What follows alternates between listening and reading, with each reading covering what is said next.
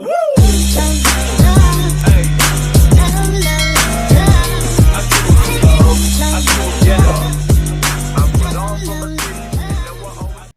teman-teman, berjumpa lagi bersama saya Makria Indrawati.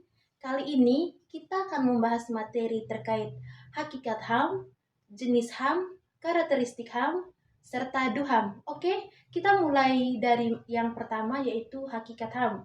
Menurut Undang-Undang Nomor 39 Tahun 1999, HAM merupakan seperangkat hak yang melekat pada manusia sebagai makhluk ciptaan Tuhan dan merupakan anugerah yang wajib dihormati, dijunjung tinggi, dilindungi negara, hukum, pemerintah, dan siapapun.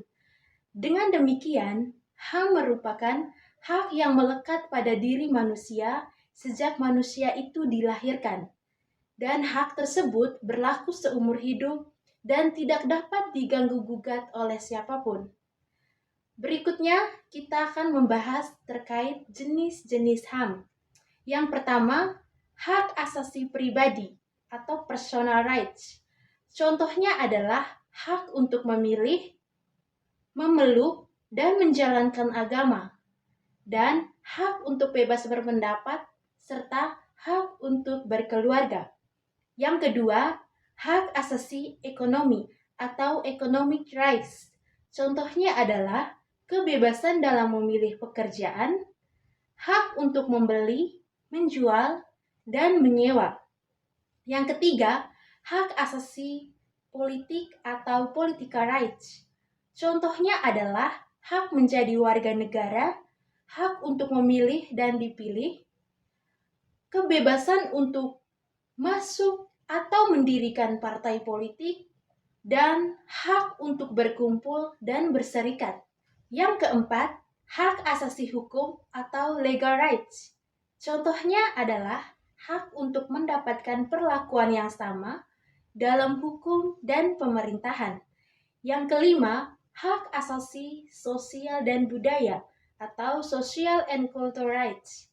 Contohnya, hak untuk mendapatkan pendidikan, kesehatan, dan perumahan yang layak, serta hak untuk mengembangkan kebudayaan dan hak mendapatkan perlindungan terhadap karya cipta.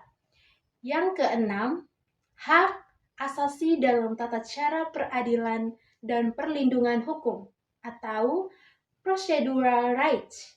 Contohnya adalah hak untuk mendapatkan peradilan dan perlindungan dalam penahanan, penangkapan, penyitaan atau penggeledahan.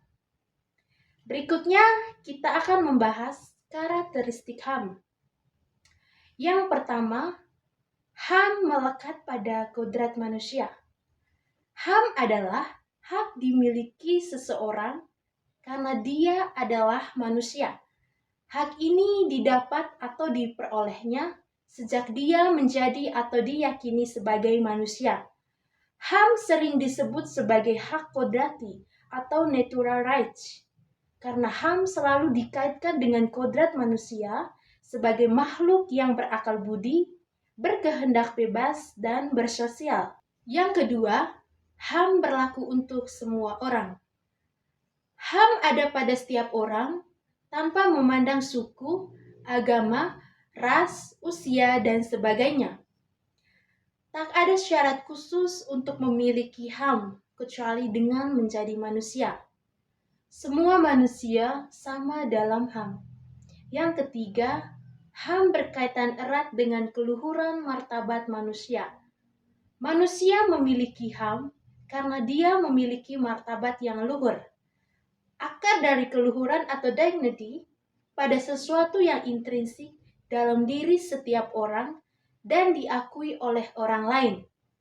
Jika nilai-nilai HAM diabaikan atau dilecehkan, maka akan dengan mudah terjadi pembunuhan, pelecehan, kekerasan, dan diskriminasi.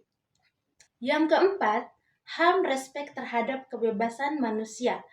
Setiap orang dilahirkan bebas dan sederajat dalam keluhuran martabat dan haknya, atau All human beings are born free and equal in dignity and rights. They are endowed with reason and conscience and should act towards one another in a spirit of brotherhood. Kebebasan sangat dibutuhkan untuk kepentingan hidup seorang manusia dan untuk mewujudkan keluhuran martabatnya.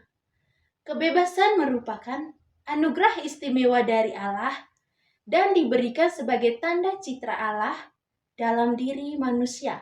Yang kelima, HAM dan kesederajatan manusia. HAM merujuk pada status yang sama di hadapan hukum bagi setiap orang. Setiap orang tidak saja dilahirkan bebas, tetapi juga setara dalam martabatnya yang luhur dan hak-hak yang dimilikinya. Selanjutnya kita akan membahas Deklarasi Umum Hak Asasi Manusia atau DUHAM.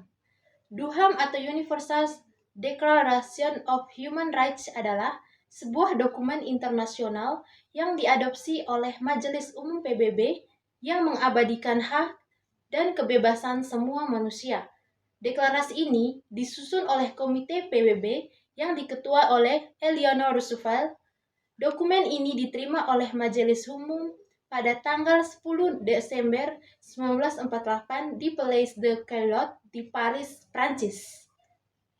Isi Deklarasi Umum Hak Asasi Manusia dalam pembukaan menyatakan bahwa Deklarasi Umum HAM menyatakan pengakuan atas hak-hak manusia yang sama dan tidak dapat dicabut dari semua manusia, yang berarti dasar dari kemerdekaan, keadilan, dan perdamaian dunia. Pasal-pasal dalam DUHAM sebagai berikut. Yang pertama, pasal 1-2 berbunyi menetapkan konsep dasar martabat, kebebasan, dan kesetaraan.